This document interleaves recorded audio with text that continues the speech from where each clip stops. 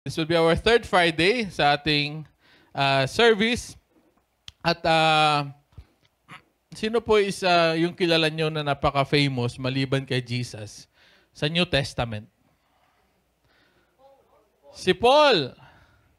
Si Paul, si Judas. Sa bagay, mas sikat nga naman si Judas. One of the thing po, or one of the person na gusto ko din pong i-share was yung first name that was mentioned. It was Paul. So, ano pong alam natin kay Paul? Si Paul ay may malay. Ano si Paul? Christian, sige. Bible quiz muna tayo. Persecutioner siya dati na na-convert? Ano ba? Dan. Ayun, na-encounter niya ang Panginoon on the way to Damascus. Ano pa? Doon tayo sa likod. Si Paul po ay nagsulat ng 13 letters or 13 na sulat which now considered as books in the Bible. So from Romans po yan papuntang Philemon. So 13. Ano pa? Nagplan ng church. Isa siya sa mga missionary. The first missionary to the Gentiles. Pag sinabi pong Gentiles, that's outside po ng Jerusalem. Outside po yan ng Israel. So siya po yung kauna-unahang naging misyonaryo. Okay? Tapos si Paul, 3 beses po siya nag-mission. Yung first niyang mission sa Turkey, paikot-ikot doon. Same thing din po, dumaan siya ng Lebanon, Syria, Turkey, and part ng Spain. Naikot po siya doon. Third time po siya. Okay, third time. 3 beses po siya nag-mission. At almost 14 years po yung kanyang ministry. Sino na po yung 14 years dito sa ministry? Yung mga nagkaedad na sa ministry. Wala pa. At tapos si Paul po, imagine niyo, ninakawan siya, binugbog. Tapos, nagka-shipwreck din po sila, nag-travel sila by water. 3 beses siya. 3 beses nasira yung kanilang bangka. Tapos, 3 beses din po siyang nakulong. So, imagine niyo po yung kanyang tapos in-stone to death pa siya. So, alam niyo po yung stone to death? So, binato siya ng buong bayan. Pagbato sa kanya, you can never imagine na buhay pa rin siya by the power of God. So, hindi uli po siya na nung binugbog siya, hindi rin siya na nandun pa rin, kinulong siya, and still, nagsusulat pa rin siya para sa ministry.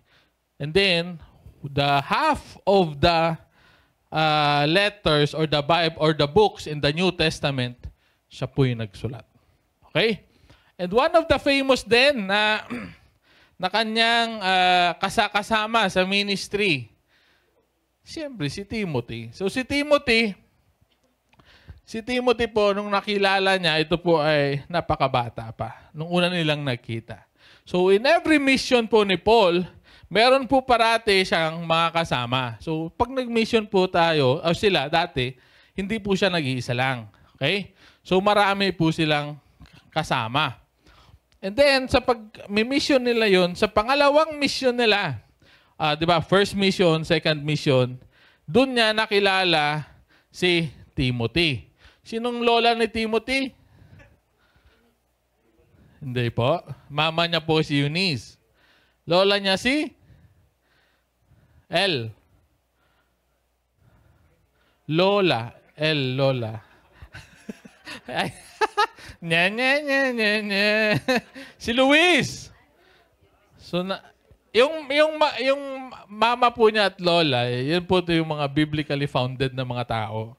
So they na-train nila si Timothy in a biblical way. At doon po siya natagpuan yung isa pa po pala, yung pagmimisyon. Yung pagmimisyon po, 'di ba? Naalala niyo po ito? Yan, si Paul, tingnan niyo si Paul. Pagdating niya po sa Lystra, napanot po siya. Kasi mainit. Nakakapanot po yung pagmimission. Nabiro lang po yan So, so yung pag-mission na yon, no,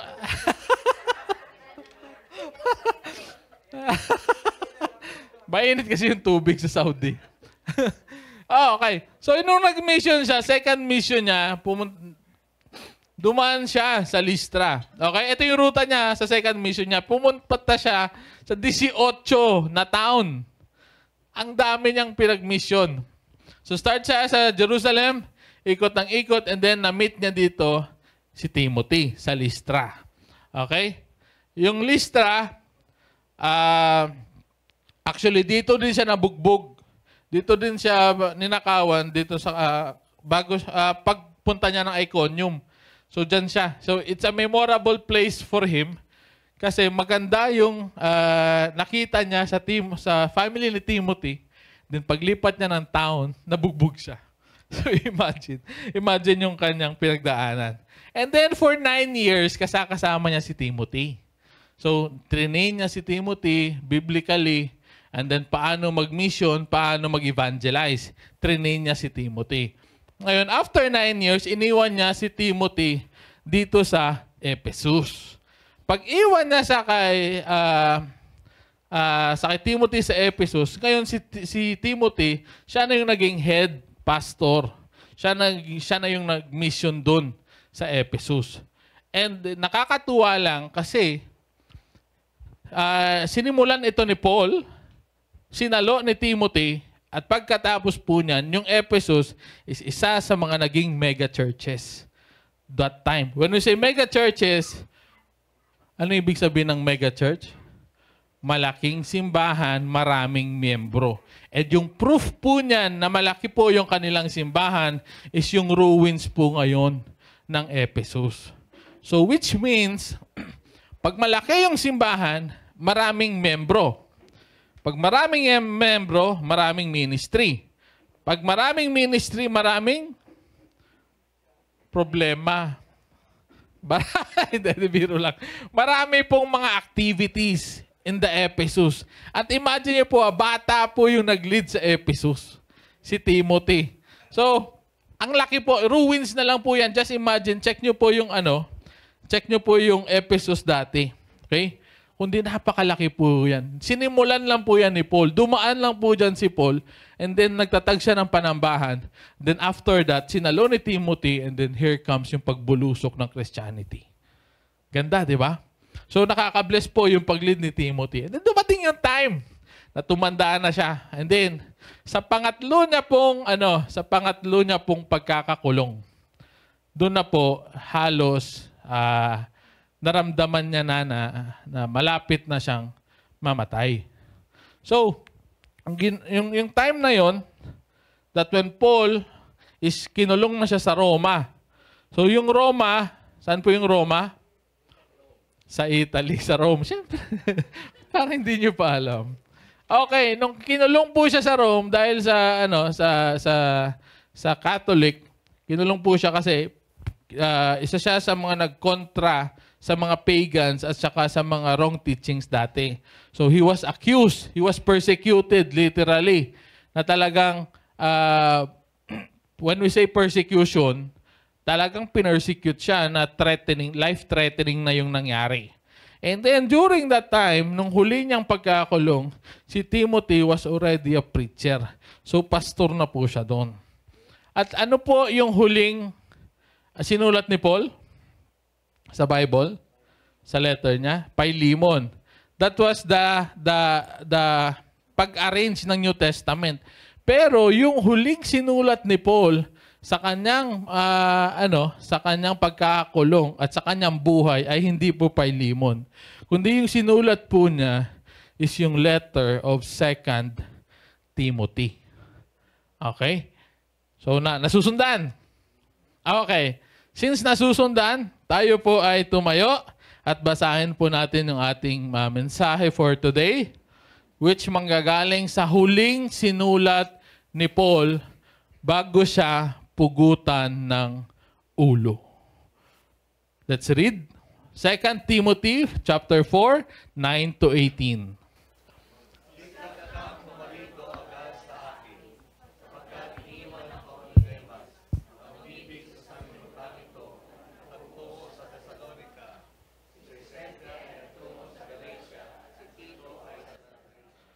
Si Lucas.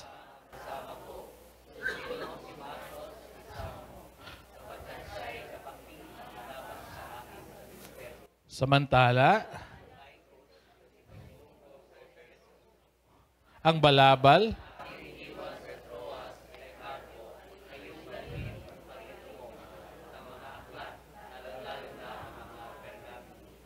Maraming ginoo.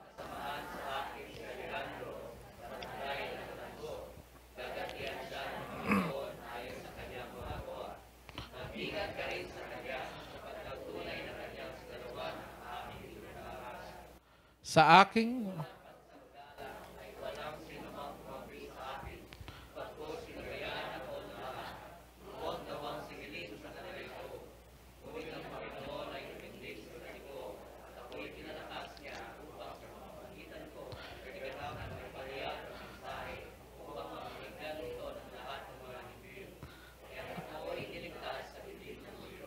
ako'y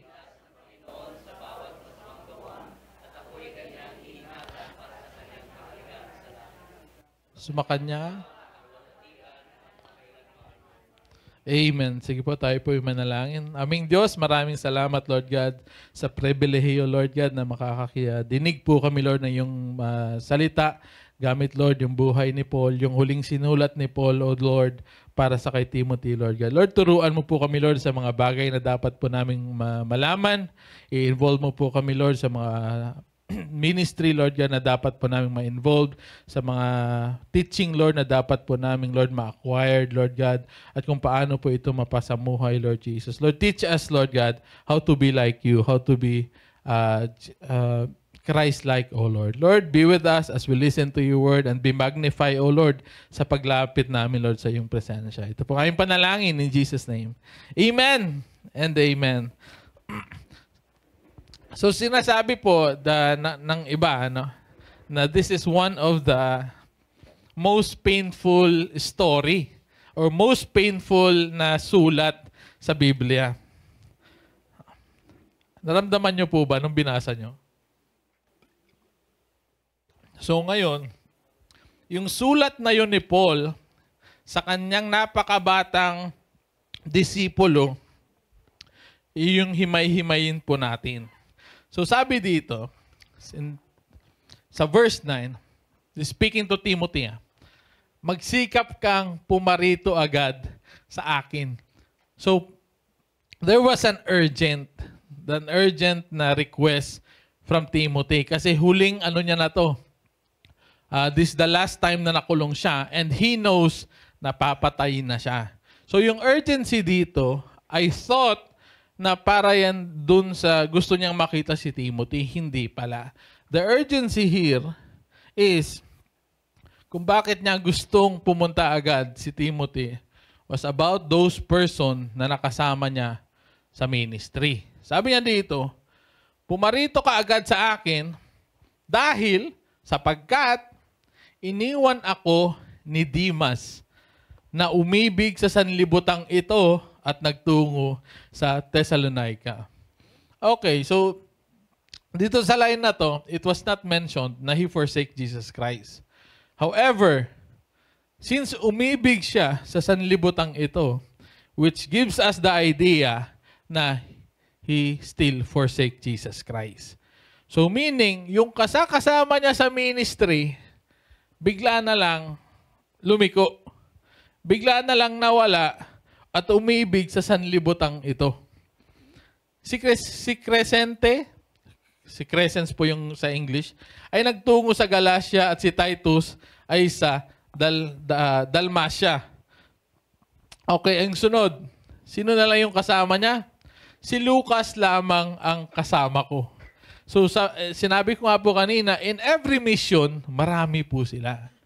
Marami po sila. Pero dumating yung point na nagka-problema, nakulong si Paul, at yung tanging naiwan sa kanya is yung kanyang doktor at kanyang physician at nagsulat ng kanyang buhay. Si Lucas lang. Kaya po nakumpleto yung Acts, it's because of Lucas. Kasi si Lucas kasama ni Paul along his journey. So si Lucas po yung nagsulat ng Acts, which involves yung buhay ni Paul kasi sinusulat niya yung ginagawa, yung pag-mission ni Paul. So si Paul na lang, Si Paul, si Lucas na lang yung kasama niya at this very point. Yung huling yugto ng mga buhay niya is isang tao na lang yung kasama niya kasi iniwanan na siya. Sunduin mo si Marcos at isama mo.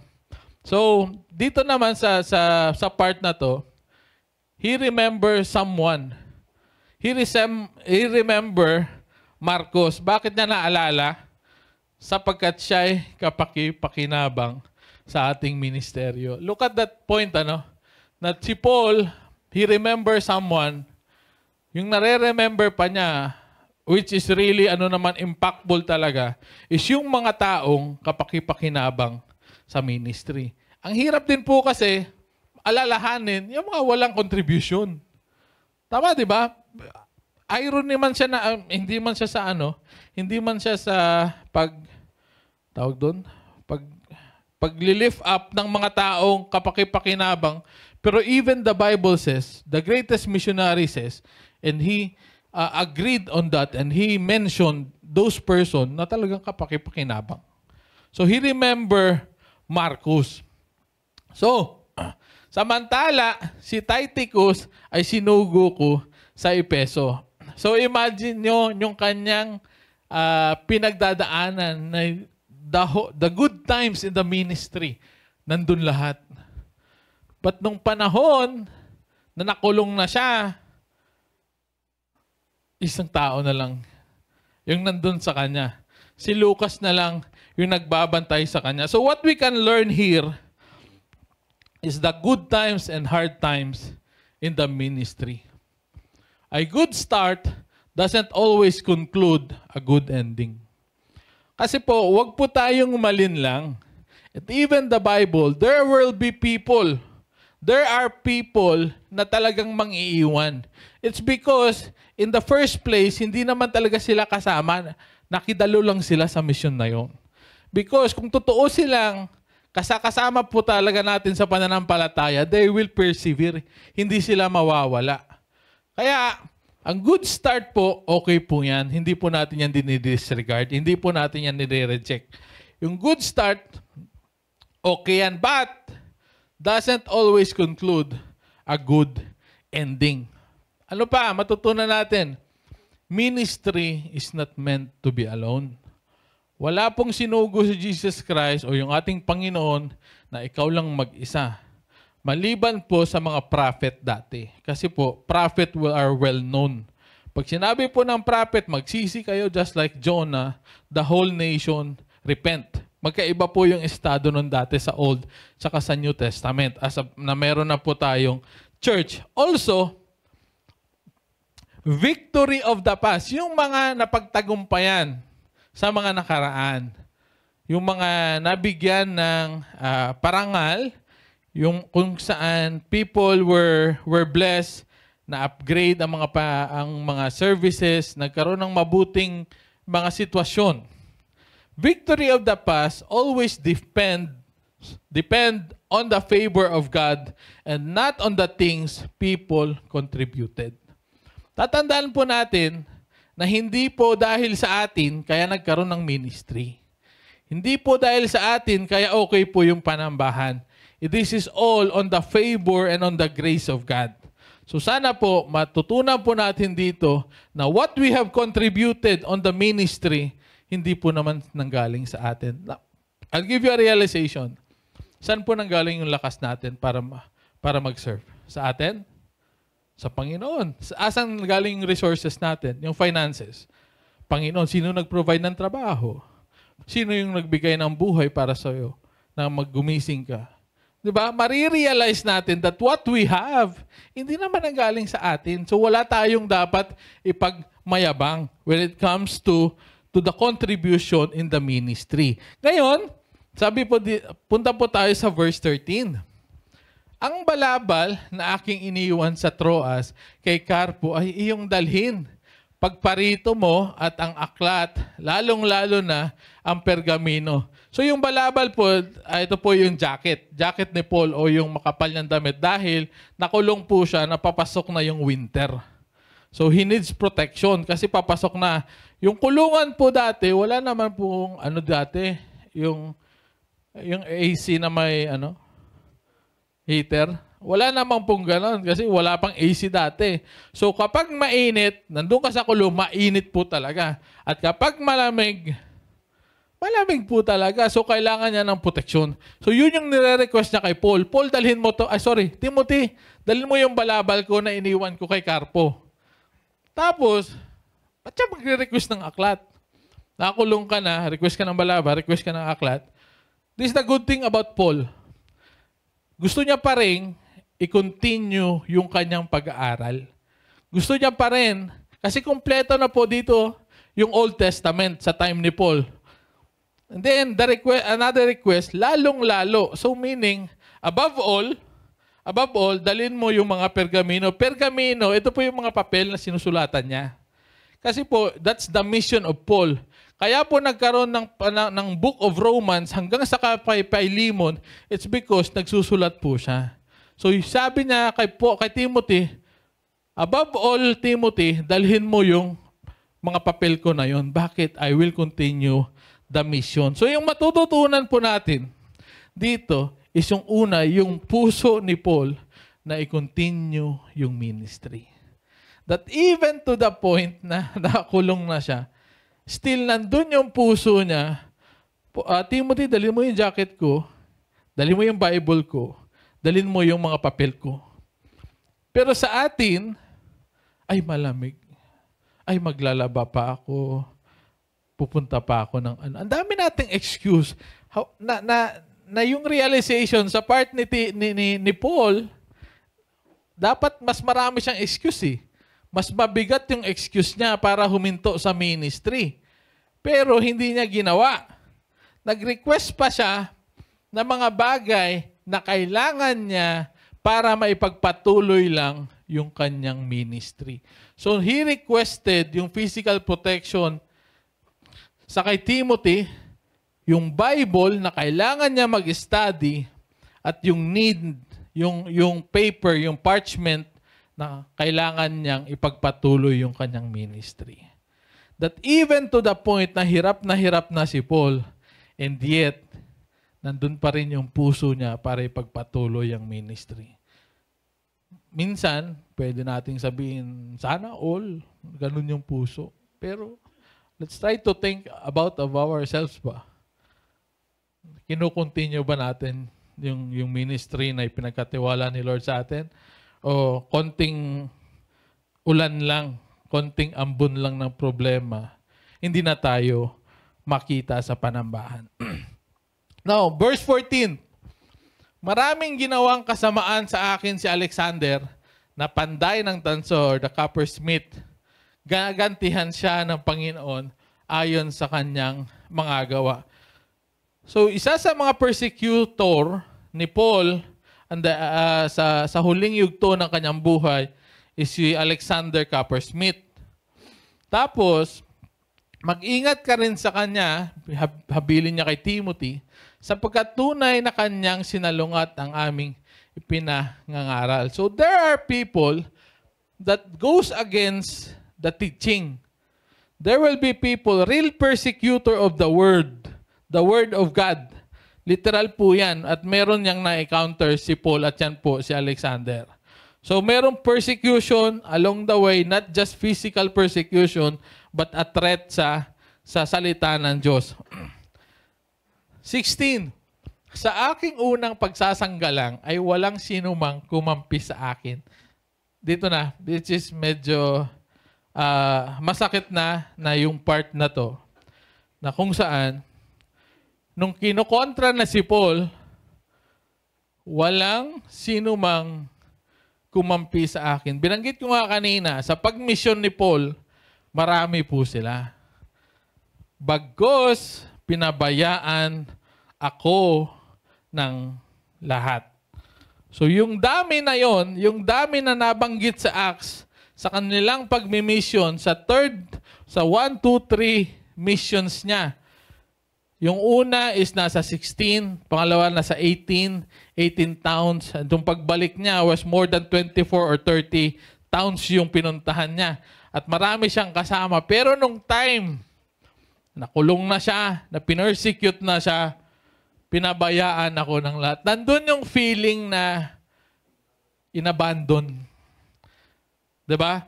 You were there sa simula. You were there sa gitna. Kasi okay pa yung ministry. Pero nung nagka-problema na, wala nang sumama kay Paul. But the good thing about was this line. Huwag nawang singilin sa kanila ito. Diba? Usually kasi sa atin, kapag we felt that way, Lord, sana gantihan mo naman si Juan. Sana ma-realize niya naman. But andun yung heart ni Paul, he still loved those people. He still loved those people. So yung matutunan po natin dito is yung injustice of men in the ministry. Meron at merong hindi magbibigay o hindi magsasang-ayon sa atin in the ministry. Merong magsasalungat. Merong oposisyon na ginagawa ang kaaway o ang demonyo. Then, the abandonment that creates pain. Masakit naman din po talaga yung bigla na lang mawawala sa ministry or even to the point na tawag doon, na ang saya nyo sa simula, ang ganda ng takbo, ang ganda kasi okay, tapos all of a sudden, they look into the perspective of men, they look on the actions of men, at nakalimutan nilang tumingin sa Panginoon. And then, nagkaroon na ng problema sa ministry. And that's what happened to Paul. Pero yung sabi ko nga kanina, yung last line, yung puso ni Paul, nandun pa rin yung pagmamahal niya. Kahit umalis na yun sila, kahit inabandon ako nila, kahit mag-isa na lang si Lucas, nandun pa rin yung pagmamahal ni Paul sa mga tao na yun. Sana po ganun po tayo. Move on po tayo sa 17. Ngunit, there's a twist of event. Kanina, binanggit ni Paul yung kanyang pinagdadaanan. Merong but sa English, ngunit. Pag sinabi pong twist of event, na kahit ito na yung nangyari, pero, ngunit, magkakaroon na ng panibagong story. Dahil, or ngunit, but, ang Panginoon ay tumindig sa tabi ko at ako'y pinalakas niya. Bakit tumindig yung Panginoon sa kanya? Bakit siya pinalakas ng Panginoon? Sino ba si Paul? Diba? Bakit mag-recall tayo sa kanyang pinagdaanan na persecuted na siya, stoned to death na siya, binugbog na siya, ninakawan, 3 beses na shipwreck, yung kanilang barko na nasira in the middle of the traveling sa sea. Pero bakit tumindig pa rin ang Panginoon sa kanya at pinalakas siya? Sino nga ba si Paul? So our title will be The Work of the Sovereign God in the Ministry. So, sino si Paul? Siyempre, babalikan natin yung pagtawag kay Paul. So, the call of the ministry. Sa Romans chapter 1 verse 1, si Pablo, na alipin ni Jesucristo, tinawag upang maging apostol. Take note the word, tinawag. Okay? Tinawag ng Panginoon. Ibinukod, sanctified, sineperate para sa ebanghelyo ng Diyos. So, dito po natin makikita na yung pagtawag sa mga servants ay hindi po yun yung pagtawag ng mga kasama lang po natin sa panambahan. This is a call of the Lord. Pinili. Ibinukod po sila para mag-serve sa ating Panginoon. Then, even the time ni Jesus Christ, nung pagpili niya sa 12 disciple, Mark 3:13-14, siya ay bumaba sa bundok at tinawag. Tinawag niya ang kanyang mga naibigan at lumapit sila sa kanya. Humirang siya ng 12 na tinawag din niyang mga apostol upang makasama niya at upang sila ay suguin niyang mangaral. So, mako-conclude po natin na ang pagiging servants in the ministry, to whatever position we have in the church, ito po ay katawagan ng Panginoon. So, hindi po ito nakabase sa kung anong meron ka. Hindi po ito nakabase sa talent mo, sa skills mo, sa karunungan mo, sa talino mo. Wala po yan doon. Because ang dami pong marurunong tumugtog, marurunong mag-preach. Makikita po natin sa Facebook na mali-mali naman po yung ginagawa. So, mako-conclude po natin na hindi po lahat tinawag. Iilan lamang po yung tinawag po talaga ng Panginoon. And specifically, kapag tinawag ka ng Panginoon, binubukod ka niya. So you are being separated from the world. Hindi ka nananatili sa makamundo. So meaning, kung nagba-battle of the bands ka dati, nung tinawag ka ni Lord, lilipat ka na sa simbahan. Hindi ka na mananatili sa mga gawain ng mundo. Hindi ka na magdidwell doon because ibinukod ka na. Yan po yung totoong pagtawag. Hindi po pwede na tinawag ka doon, tapos tatawagin ka rin dito, next Friday doon ka na naman, next Friday balik. Wala pong ganun because there will always be separation from the world to the Christianity. So, yung conclusion po natin dito, kapag tayo po ay tinawag, the calling is always from the Lord. So, let's say, Kuya Jess, paano yung iba? Baka random ba namimili si Lord? Hindi random ang pagpili ni Lord. So, sa mga tao po na nagsiserve sa ministry and what we think minsan na baka yung ano na tinawag, hindi tinulak. Medyo nakakatawa pakinggan. Yung tinulak ka lang doon sa ministry. Pero actually, there are some person na due to that push of someone else, kaya sila lumago. It happens. Dahil, in the first place, tinawag talaga sila. But hindi po sa lahat ng pagkakataon, yung mga tinulak doon, nag-endure hanggang sa dulo. Nag-endure sa mga kagustuhan at mga plano ng panambahan. Tinulak ka lang eh. Kung sa ano pa, nadamay ka lang. Yung kagustuhan po natin, hindi po ako I'm not pointing to someone else, I'm not condemning someone else, but this is the reality. Hindi po random yung pagpili ni Lord sa mga servants. Pangalawa, the high maintaining standards of calling. Akala po kasi natin, ang dali lang. Ang dali lang maging servants. Umattend ka lang ng BS, mag-IP ka lang, dumating ka lang na Friday, servants ka na. No. The problem, yung question done is how you maintain, how you consistently devote and surrender yourself to the Lord. Kasi hindi po yung dami ng beses ng pagdalo mo, yung sinusukat doon. Nakikita ni Lord kung ano yung ginagawa natin. Yun yung gustong i-maintain ng Panginoon na ang patuloy na paghihiwalay sa makamundo at sa totoong pagyakap sa salita ng Diyos. Yung totoong pagbabago na gustong gawin ni Lord sa'yo, hindi nangyayari because actually hindi ka naman napili, pero nandun ka lang at patuloy kang nakiki-involve. Yung punto na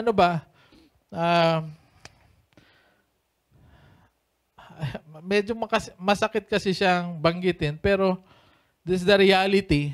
Now, if we want to serve God, we surrender all. We surrender all that even yung smallest time, yung 15 minutes break mo, minsan ilalaan mo pa sa prayer imbes na mag-aaral ka sa trabaho o mag-relax ka muna. Nandun yung surrendering mo sa Panginoon. Lord, I have break time. I will read the Bible. I will listen to one music. I want to pray, to worship you.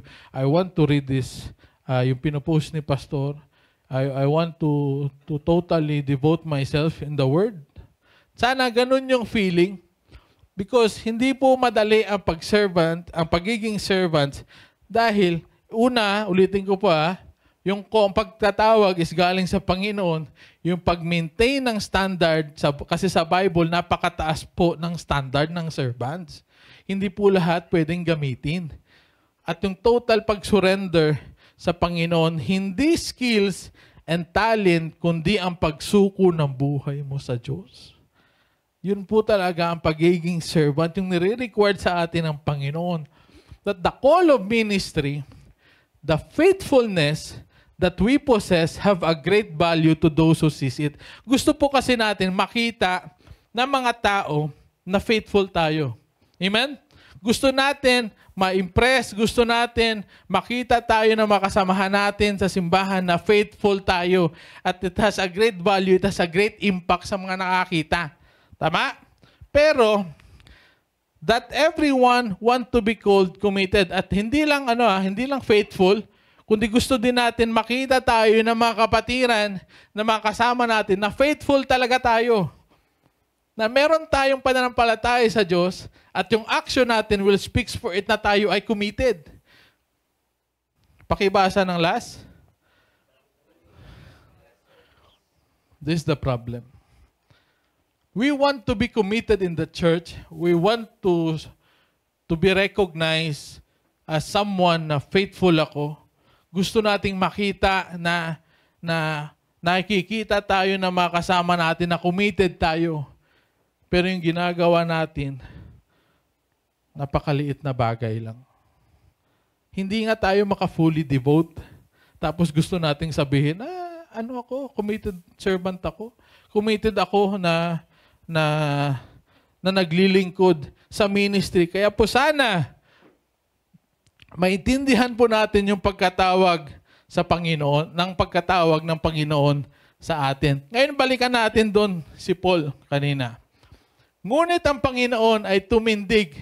Now, this is one of the promise and one of the things na ginagawa ni Jesus Christ o ng ating Panginoon in the ministry. Gaya nga po ng ating title na yung pag-work ng Panginoon sa ministry. So, tumindig sa tabi ko at ako'y pinalakas niya. Upang sa pamamagitan ko ay ganap na maipahayag ang mensahe upang mapakinggan ito ng lahat ng mga hintil, kaya't ako'y inilagtas sa bibig ng leon. On the time na tayo po ay nahihirapan sa ministry, on the time na tayo po ay namumblema sa ating mga kasama sa ministry, we always praise the Lord dahil siya yung may akda ng ministry at siya parati yung tumitindig sa tabi natin at nagpapalakas sa atin. Kaya marirealize po natin na not because of our effort, but by the grace of God, kaya patuloy nandito ang BNE. Hindi po ito lalago dahil sa mga taong nakakasama po natin o naglilingkod sa BNE. Yes, the Lord uses vessels. Yes, the Lord uses people. But kapag tinignan nyo po yun sa bigger picture, credit belongs to the Lord. Authority belongs to the Lord. Recognize belongs to the Lord. Okay? Pagpasalamat po tayo sa Panginoon dahil siya po yung nagsusustain ng isang ministry. 18. Ako'y ililigtas ng Panginoon sa bawat masamang gawa. Yes, and it happened. 'Di ba? Ang dami ng time na nailigtas si Paul physically. Pero dito, ang ibig niya sabihin, ako'y kanyang iingatan para sa kanyang kaharian. So this is not the saving grace na, yung safety na pag-save sa kanya. But this is a saving grace para sa kaharian sa langit. Sumakanya nawa ang kaluwalhatian magpakailanman. So makikita po natin dito at maaaral po natin that the work of the sovereign God in the ministry, number one, yung pagkatawag niya. Pangalawa, yung promise niya to stabilize and to sustain the ministry. Siya po yung mag-provide kasi pangako niya po yan. Anong sinabi sa Matthew 28:18-20? That I will be with you at the... Ulit. Parang walang may nakakadinig. Buksan niyo po. Matthew 28:18-20. What was the last? I will be with you until to the very end of the age. Hanggang sa dulo. Hanggang sa dulo ng pag-share mo ng ebanghelyo, yung pag-proclaim mo ng gospel, sasamahan tayo ni Lord because promise niya po yan. Pangatlo, the promise to protect and preserve the ministry. Ito po yung isipin natin. I will be honest with you because this is biblical. Kung sa tingin po natin, hindi tatakbo ang ministry na wala tayo. Mali po yun. Because the Lord will raise someone else. The Lord will bring someone to fill in yung mga gap na dapat tayo yung magpupuno. Pero sometimes, ito reality din po ito. Yung mga ginagamit ni Lord, since hindi sila dun, yung nandun sa posisyon na yon, nagkakaroon ng chain reaction. Bakit ganun siya mag-preach? Bakit sablay? Bakit ganito yung pagkanta niya? Bakit hindi siya marunong? Bakit yung pag-usher niya hindi maganda? Bakit? Kasi meron dapat na nakalaan doon pero hindi nagagamit at nagkakaroon ng chain reaction, nadadamay. Yung iisipin natin, dapat ikaw doon eh. Kasi marunong ka sa ganito. Kasi magaling ka sa ganito. Dahil gift mo yan, dahil talent mo yan, dahil tinawag ka dyan ni Lord. Pero since hindi ikaw yung nandun, nagkakaroon ng chain, ng problema. Kasi na-dislocate, na-misplace yung pagkalagay natin sa isang ministry. Na kung saan tinawag sana tayo doon tayo mag-excel. However, we refuse. So nung nag-refuse ka, nasira or nagkaroon ng negative reaction sa ministry. Pero, di ba? Yung kagandahan naman sa part na ito is when it comes to ministry, parating nag-raise up si Lord ng bago. Sa mga taong hindi nag-commit, the Lord will always raise someone who is willing to commit. The Lord always raise someone na willing mag-endure sa mga problema in the ministry and in the church. And that is the reality listed and written in the Bible. So, meron po tayong challenge. And I would like to challenge each and everyone. Sa mga taong wala pa sa ministry, sa atin po, nararamdaman or nako-convict at nadidiscern mo ba ang pagtawag ni Lord sa'yo? Ulitin ko po sa mga taong wala pa sa ministry, nararamdaman, nako-convict, at nadidiscern mo ba ang pagtawag ni Lord sa'yo? Tanging kayo lamang po ang makakasagot nito. Pero Kuya Jess, gusto ko lang mag-submit sa Panginoon. Eto ang Diyos. Ayaw mong mag-commit sa ministry, ayaw mong ma-involve sa simbahan, then how will the Lord know? Tatandaan po natin, there are 3 institutions that God creates: family, government, and to practice the faith that we have, kailangan po nating maging involved sa isang local church. Yan po ang katotohanan, and this is where we are being tested and where we are being checked by the Lord when it comes to our faith. Kung saan ka magsasubmit, yes, magsasubmit ka sa Panginoon, pero paano? Hindi naman po pwede na diretso ka sa Panginoon. Kasi gagamitin at ilalagay ka ni Lord into His body of church. So ilalagay ka niya sa isang panambahan, sa isang local church wherein He will develop you on how to be a servant. Pero kailangan mong ma-involve. So if you want na mag-serve sa Panginoon, aside from sa personal nating ginagawa, sa mga devotion, sa prayer, sa pagpuri sa Kanya, personally, okay po yan. However, the Lord's plan is always to put you in a local church, in a body of Christ. So, how to practice yung ministry mo, kailangan magkaroon ng isang local church. Kailangan mong maki-involve. At, ulitin ko po yung challenge po, naramdaman, na-convict, na-discern mo ba sa puso mo ang pagtawag ni Lord sa'yo? Number 2, sa mga taong nasa ministry na, sa mga taong nagsiserve na sa Panginoon, magsumikap tayo na patuloy maglingkod na mayroong tamang motibo at tamang intensyon sa ating puso. Because if pride will comes in at mangyari na we will try to think differently na hindi tatakbo ang ministry kung wala ka, huwag po nating isipin yun. Kundi i-confess natin sa ating Panginoon, Lord, make my intention correct. Gusto kong maglingkod sa'yo. Gusto ko ng tamang puso, Lord. Yung motibo at intention ko sa paglilingkod ko sa'yo, dapat, Lord, tama.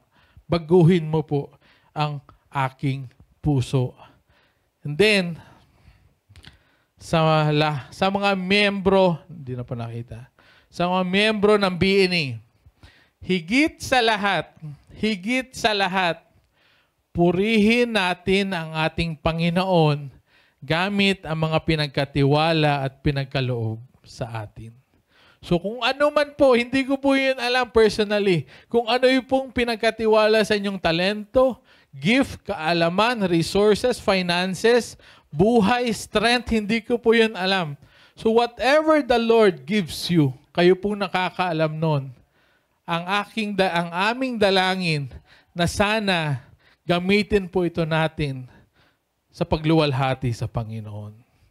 Because yun po yung trabaho at yung pagmumold, yung pag-change, yung transformation, yung mga working ni Lord sa ating ministry. So sige po, maraming salamat sa message ni Lord. The work of the sovereign God in the ministry. Tayo po ay manalangin. Lord God, aming Diyos, maraming salamat, Lord God, sa biyaya, Lord God, ng Biblia, sa blessings, Lord God, sa pag-aaral, sa teachings, Lord God, sa lesson na binigay mo, Lord, sa buhay ni Paul. Wherein, O Lord, mas nakita po namin, Lord, ang iyong pagkilos. Nandun po ang iyong pagbibigay ng kalakasan, Lord God, sa mga nanghihina in the ministry. Nandun, Lord, ang iyong pag-advance parati, Lord God. Nandun, Lord, yung pagkilos mo parati, Lord God, to those who are in the ministry. And we are also continuously praying, O Lord, sa mga wala pa po sa ministry, Lord God. Ikaw, Lord, ang kumatagpo sa kanila. Lord God, Ikaw, Lord, ang makiusap, ang magtapik sa kanila. Bigyan mo po sila ng conviction, Lord God. Bigyan mo po sila, Lord, ng discernment, Lord God, na kung saan po sila dapat, O Diyos, na ministry, Lord God. Lord, Ikaw po ang pumipili and we believe that, O Lord. Lord, use the council, Lord God. Use the elders, Lord God, to discern those people, Lord God, na mga gamit, Lord, sa ministry, Lord God. At naway, O Diyos, kaming lahat po ay magkaroon ng humble heart, Lord God, na yumuko at lumuhod at maintindihan, Lord God, na kami lamang po ay vessel po lamang. Wala po kaming karapatang magyabang, kundi, Lord God, Ikaw po yung aming itataas gamit, Lord, yung mga ipinagkatiwala at ipinagkaloob mo, Lord, sa amin. Ito po nga yung pasasalamat, Lord, at panalangin in the mighty name of Jesus Christ. Amen, amen, and amen.